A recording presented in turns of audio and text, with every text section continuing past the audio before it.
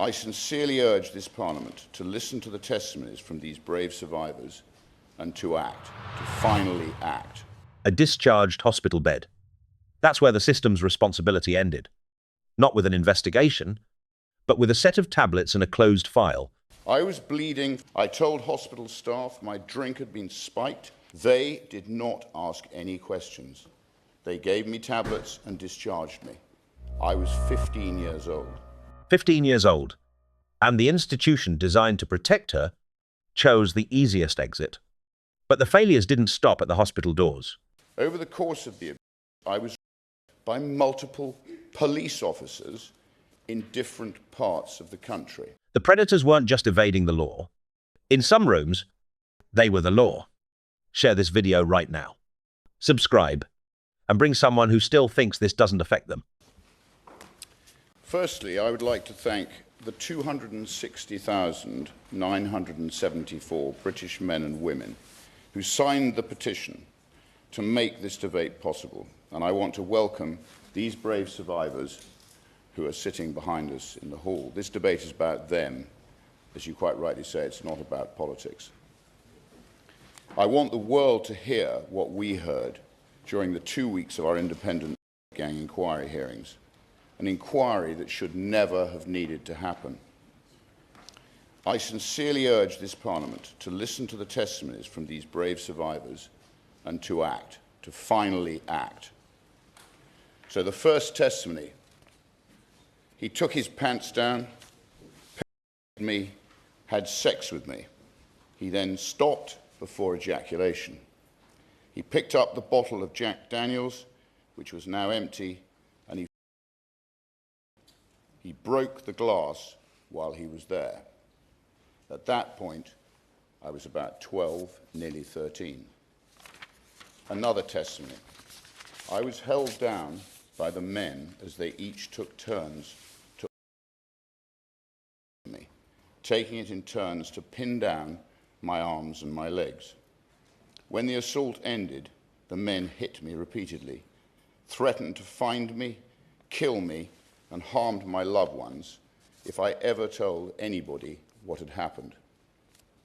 Another: comments were constantly made suggesting that white girls, the Christian girls, were viewed as having fewer morals or lower values, whereas Muslim girls were described by some of the men as having dignity and higher moral standing. These comparisons were used to justify the way I was treated and to further humiliate and control me. Another: she was a white woman herself, who I imagine may have been groomed, and has obviously now married into the family, shouting obscenities at us. Throughout the whole sentencing, she was constantly saying, "Liars, lying white." She said to me that God will be the witness for what happens to me. Another: race did play a part and motivated the selection or demographic of the victims.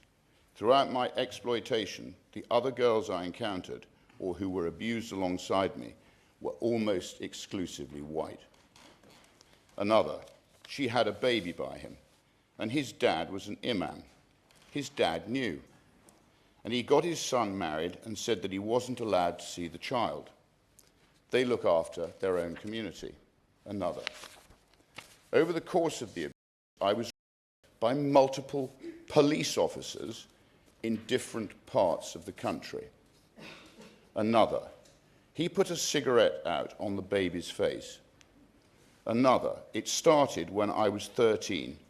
I was by probably about 600 or 700 different men over 3 years.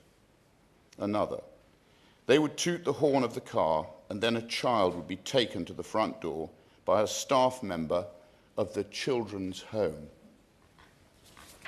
Another: I was bleeding from both my and my back passage and was so swollen I could not sit down. I told hospital staff my drink had been spiked and I did not know what had happened because I was too afraid to tell the truth. They did not ask any questions. They gave me tablets and discharged me. I was 15 years old. Another: things would escalate around Eid and holidays. Parties got bigger, got worse, got more violent. More people involved, more girls involved, the parties were just bigger. Another, the main clash that I kind of had with the religion side of it was I grew up as a Christian. I would wear my cross because it was something really special to me. It was just used as a way to break me down. They said, "Where is your God now? Has your God forsaken you?" Another, it was all of the white girls in every home that I went to. I remember a man opening the back of a van and I saw 15, 20 girls locked in dog cages.